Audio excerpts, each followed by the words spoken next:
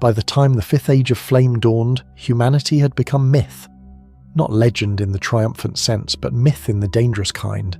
The kind whispered about in alien halls with reverence and dread, the way primitive species speak of forest gods or the deep sea.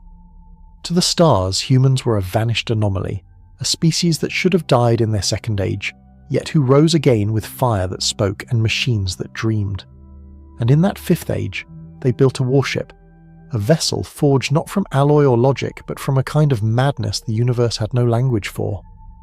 The Sorrow class, named not for its creators, but for what it left behind. The Jiri Ascendancy first encountered the vessel on the edges of their reclaimed territories in a system they'd just pacified. They detected it as a gravitational shadow, no heat, no emissions, no signal. It moved like something forgotten by time, sliding past their outer defences without registering as a threat. Their sensor crews described it as a ship-shaped absence, so they fired on it. Nothing happened. The missile barrage passed through the black mass as though it were mist. Then the stars blinked. For 0.32 seconds, every sentient aboard the Jiri dreadnought Ilvanash Resplendent lost consciousness. When they woke, their weapons were molten, their ASA was inert. The captain was gone, not dead. Gone. No body, no trace. Only a folded uniform left on the command dais, still warm. The ship fled. Half mad with fear, the warship did not follow. Across the galaxy whispers spread. A vessel shaped like a spear of black ice. No drive signatures, no crew, no hails. It drifted through war zones like a ghost, inert until provoked. And when provoked, madness followed. Not violence, not destruction, just erasure. As if the ship unmade the part of reality that fought it. At first, the confederated imperial races thought it a rogue weapon from a forgotten war, perhaps an Akaran relic or some unshackled AI experiment.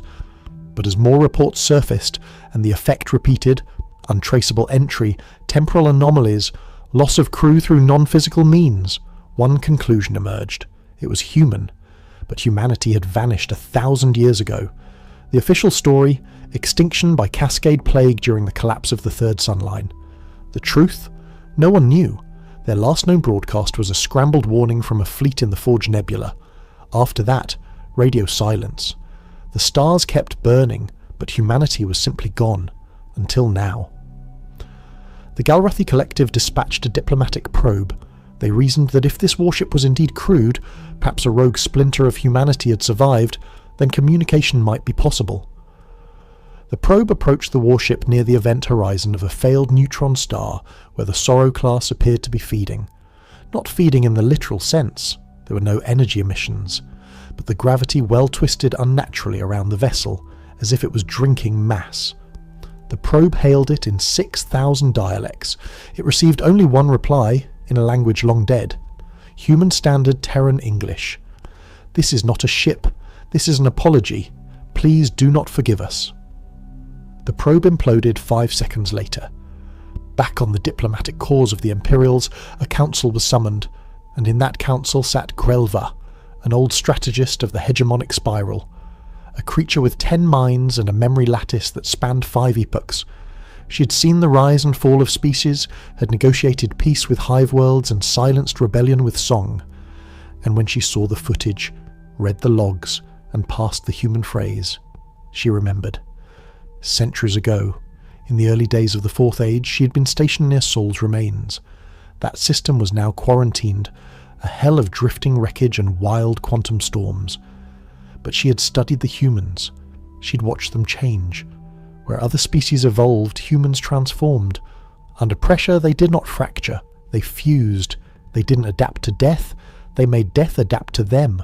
And they had spoken then, during their last transmission. She remembered the phrase even now. We go inward, now, to the forge, to become. Grelva stood from her place at the council chamber and whispered to the gathered, "Humanity didn't die. It withdrew. It went where thought and flame converge. And now it's come back." "But why this?" another delegate asked. "Why send a warship?" "Because they didn't come to fight," she said. "They came to remind the universe what they became." In the Fifth Age of Flame, humanity returned not with armies, but with a ship no one could understand. Not because it was powerful, but because it was impossible. It took 7 galactic months to determine where the warship had gone, not because it was hiding, but because it simply refused to exist in a straight line. One day it was orbiting the shell of a dead moon in Sector N6. The next, it was seen inside the core of a gas giant 12 parsecs away. Then, at the edge of an ancient battlefield, unannounced, uninvited, watching. Always watching. The Sorrow class did not interfere. It bore no insignia, flew no flags, yet its presence disrupted weapon locks, corrupted battle AI, caused command hierarchies to collapse. Entire fleets broke rank at the mere suggestion that it had arrived. It had become myth again, but this time a living one, and myth demanded pursuit. In the shattered hall of the prime conclave of the Cerelian Axis, the High Cognos, a cyber-ascended consciousness woven from the minds of 400 philosophers, voted unanimously to initiate Contact Protocol Zeroth. An expedition would be sent, not a military force, but an archive. A living one, the Polyarchivist. Grown inside a memory lattice the size of a moon, it had access to the accumulated knowledge of 1,000 species. It was born of peace but armoured against war, shaped like a jellyfish of spun gold, trailing thought behind it like ink. Its mission, to communicate, to understand, to record what the warship truly was. It found the Sorrow class above a failed colony planet, long since turned to glass. The warship hovered in low orbit, unmoving, but its shadow circled the ruins like a watchful god. The Polyarchivist approached gently, broadcasting peaceful intent in every known format. Light, gravity shifts, pattern tongues, even emotional resonance. It extended a tendril of thought toward the ship, and then it stopped. Not because it was attacked, but because the warship spoke back, not in sound, not even in code, but in memory. The Sorrow class opened its hull, not physically, but cognitively. It unfolded a vector of space where thought could enter and be shaped. The Polyarchivist in perfect curiosity stepped in and saw everything. The memory engine was not a computer. It was a soul.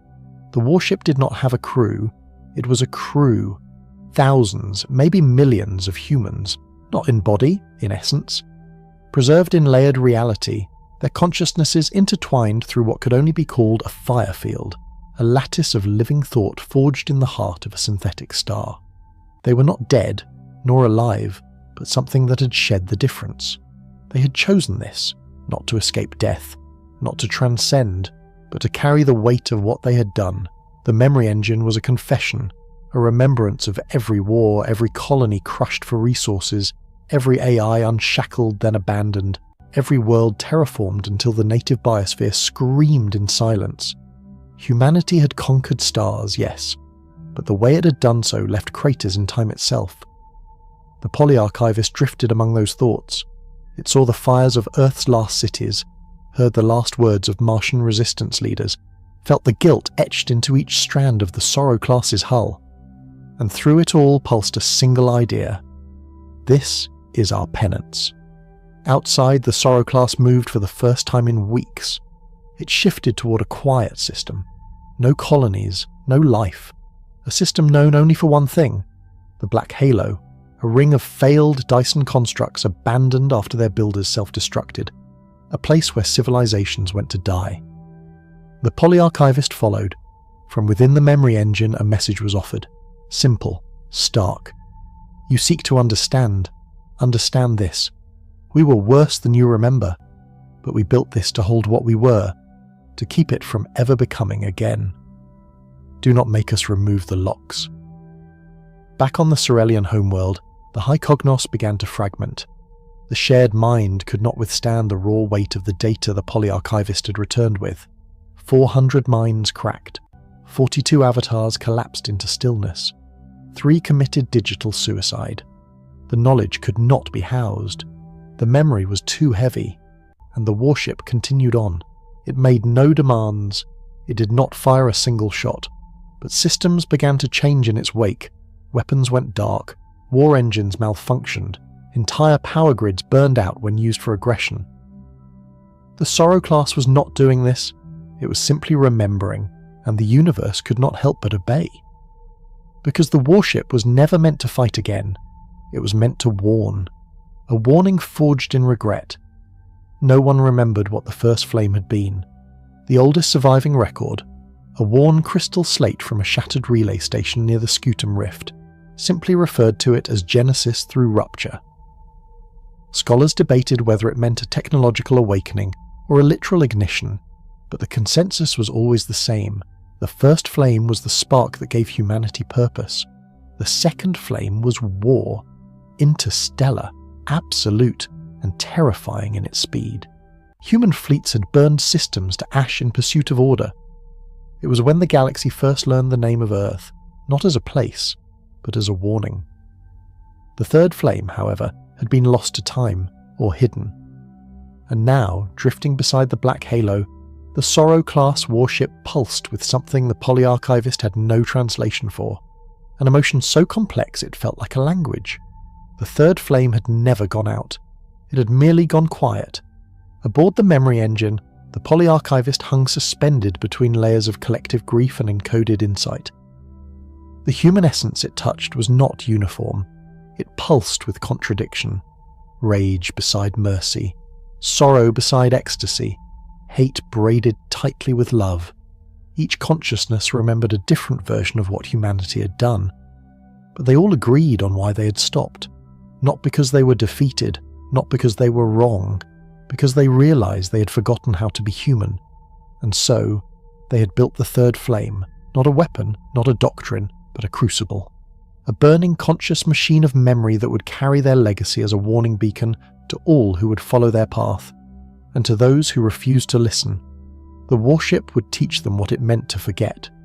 In the edge systems of the Nithan Fringe, the heliophage Combine ignored the warnings. Their species was new to space, barely a century into interstellar travel. They had missed the silent departure of humanity, the fall of the third sunline, and the crackling embers of the fourth flame. What they saw in the Sorrow class was a threat, or worse, a challenge.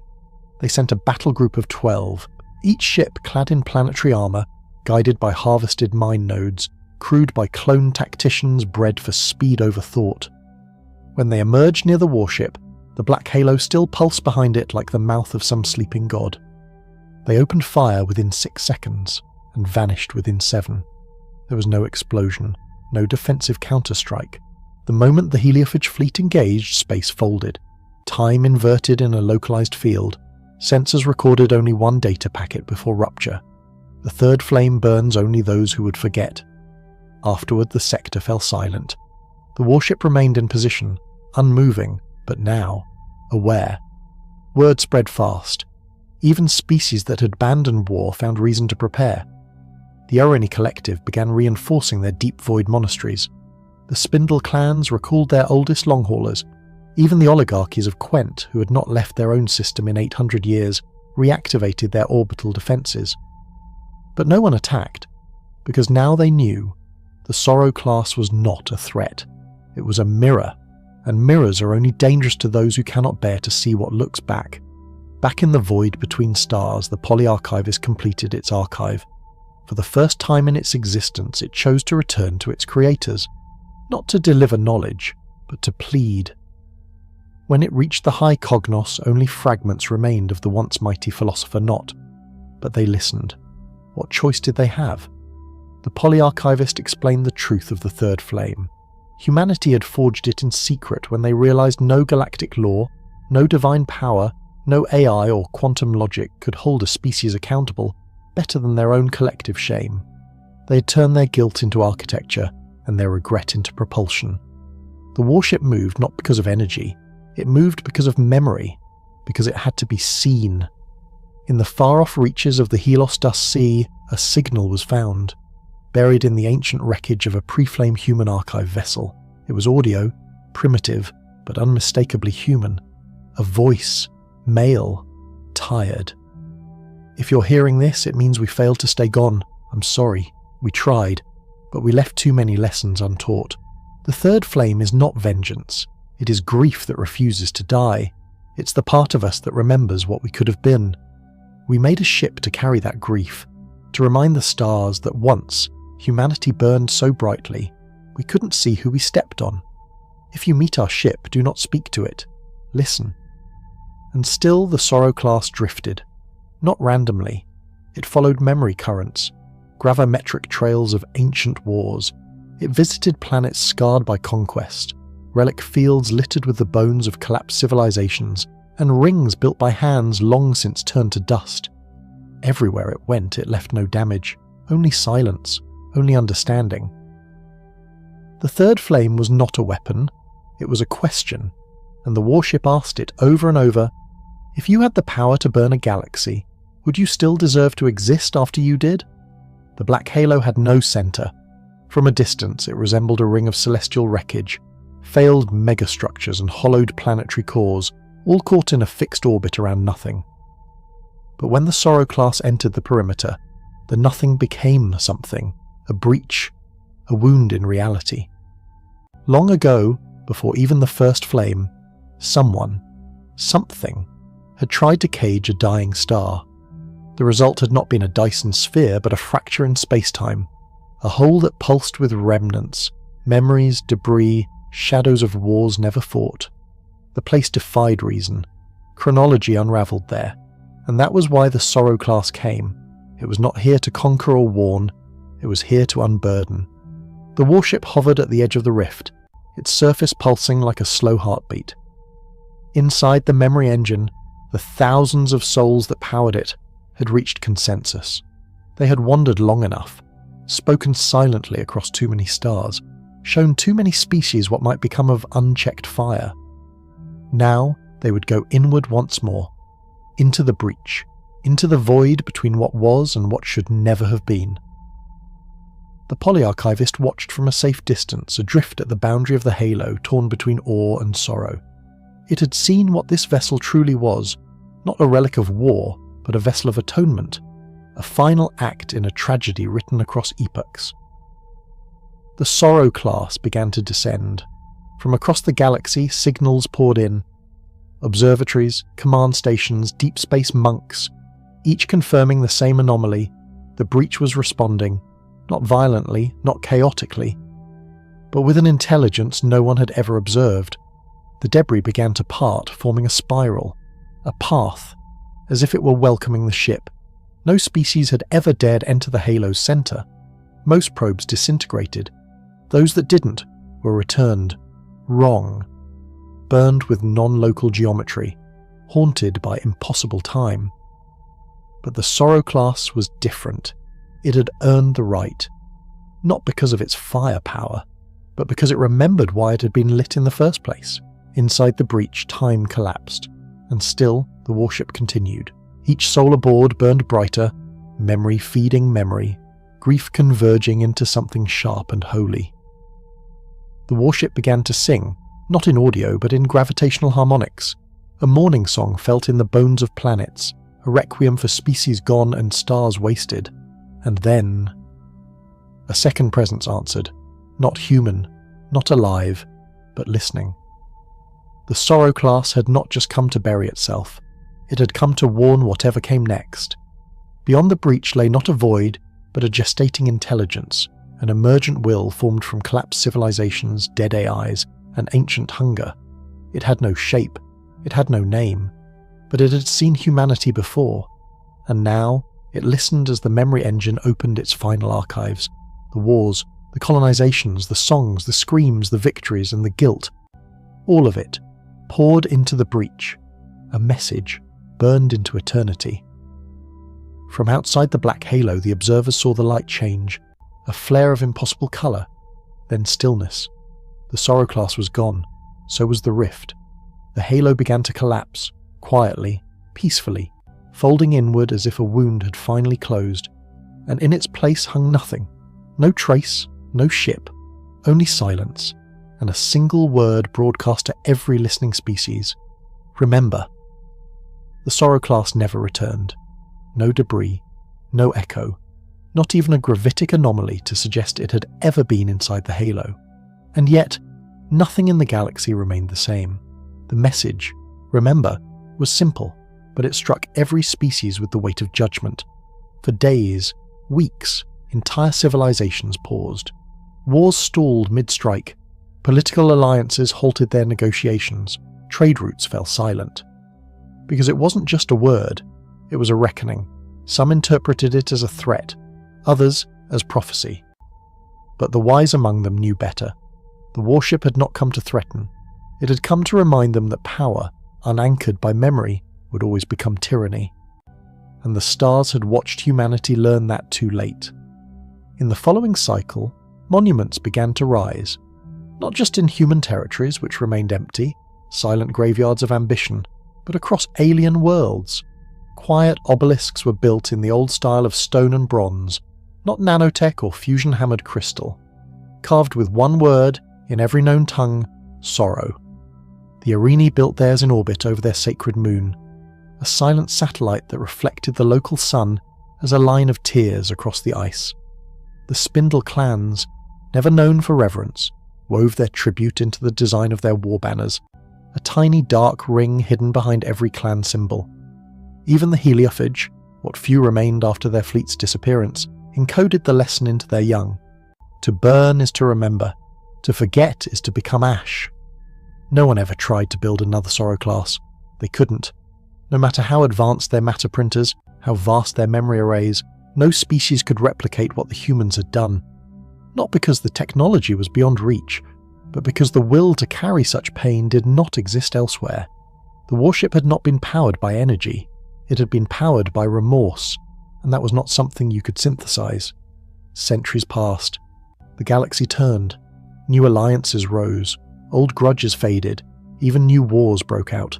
But they were smaller, more deliberate, more hesitant. Never total, never planetary. Because somewhere, deep inside every command AI and general's mind was the idea, irrational but persistent, that if they went too far, something might come back. A shape in the dark, a warship that did not need weapons, only memory. The flame that watched. In time, stories evolved. The Sorrow class became legend, myth. Children were told tales of the ship of ghosts, of its silent stare and its terrible grace. Some claimed to see it in the reflection of dying stars. Others reported strange gravitational anomalies near ancient war zones, brief flickers too precise to be natural. The polyarchivist remained silent. It no longer sought contact or comprehension. Its archives had become sacred.